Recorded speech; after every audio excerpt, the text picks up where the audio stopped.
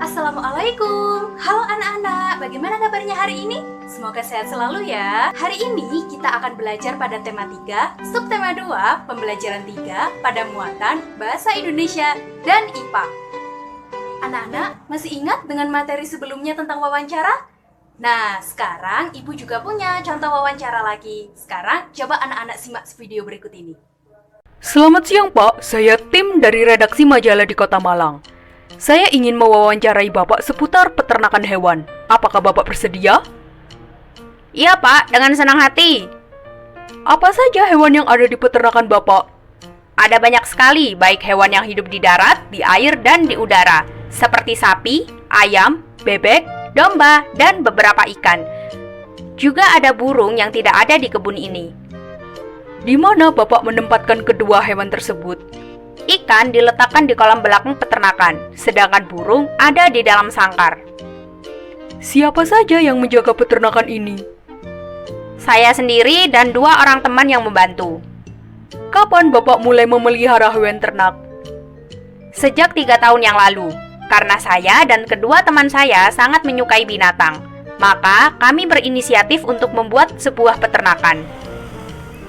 Mengapa Bapak memilih daerah ini untuk mendirikan peternakan?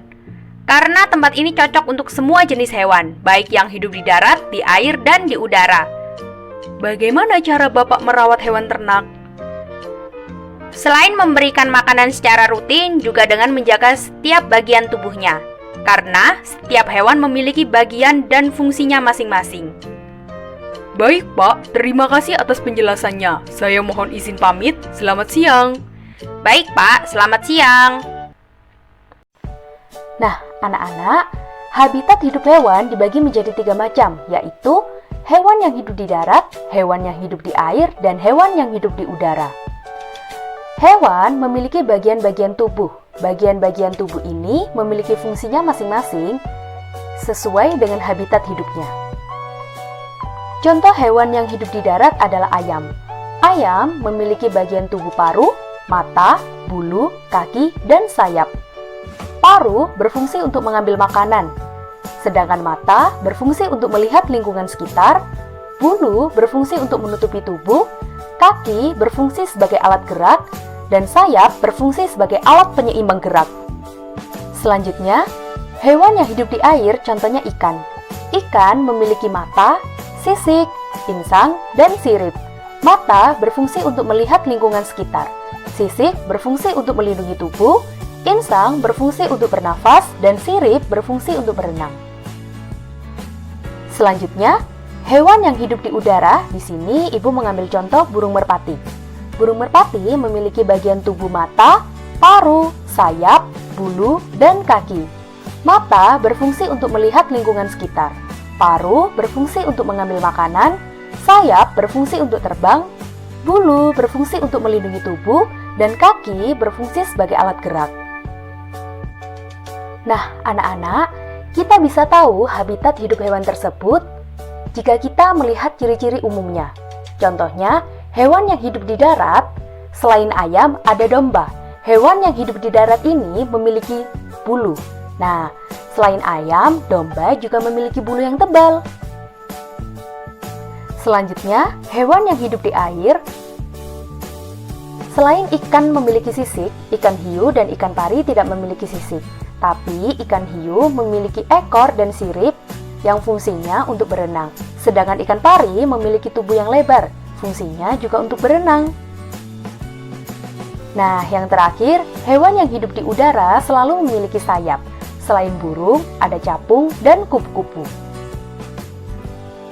Anak-anak, dalam sebuah wawancara, selain menggunakan bahasa yang santun, kita juga harus mengajukan pertanyaan dengan formula yang tepat. Dan juga menggunakan kosakata baku serta kalimat efektif. Kosakata baku adalah kata-kata yang sesuai dengan kaidah tata bahasa, baik secara penulisan maupun pengucapan. Nah, di sini sudah ada contoh kata baku dan kata tidak baku. Untuk kata bakunya ada adab, blender, cendekia, deterjen, dan etanol. Untuk kata tidak bakunya sama, tapi di sini ada perbedaan, yaitu contohnya dalam kata adab, di sini diakhiri dengan huruf B dan kata tidak bakunya diakhiri dengan huruf P. Kalimat efektif adalah kalimat yang disusun berdasarkan kaidah yang berlaku, dengan memilih diksi yang tepat sehingga kalimat tersebut mudah dipahami dan enak didengar. Nah, di sini sudah ada contoh kalimat efektif dan kalimat tidak efektif. Untuk kalimat efektifnya yaitu, sayap adalah bagian tubuh burung yang memiliki fungsi penting untuk terbang. Sedangkan kalimat tidak efektifnya, sayap adalah bagian-bagian tubuh burung yang memiliki fungsi sangat penting untuk terbang. Nah, di kalimat tidak efektif ini terjadi pengulangan pada kata bagian dan penambahan kata sangat.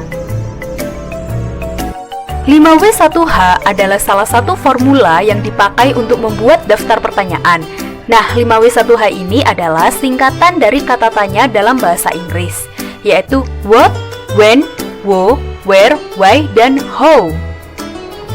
Di mana kata-kata ini sangat penting ketika kita membuat daftar pertanyaan, terutama dalam kegiatan wawancara.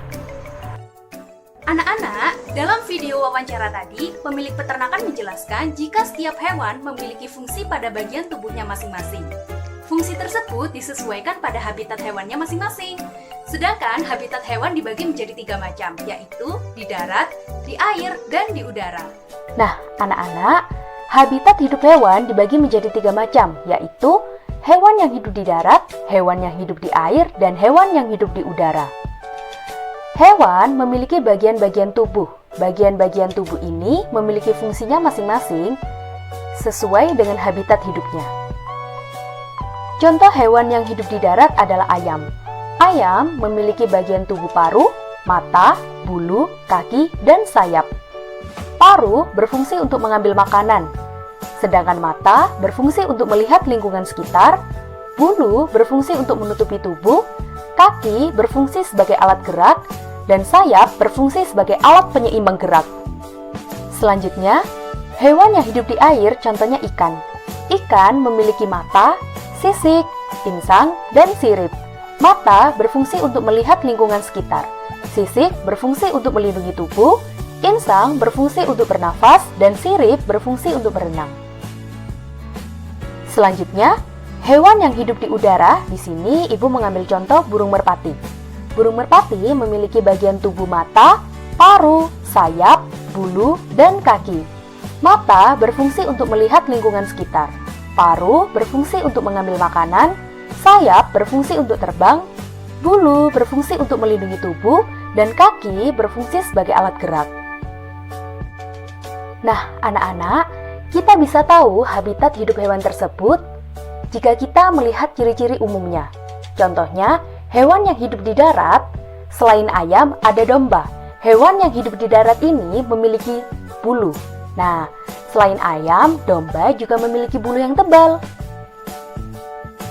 Selanjutnya, hewan yang hidup di air, selain ikan memiliki sisik, ikan hiu dan ikan pari tidak memiliki sisik.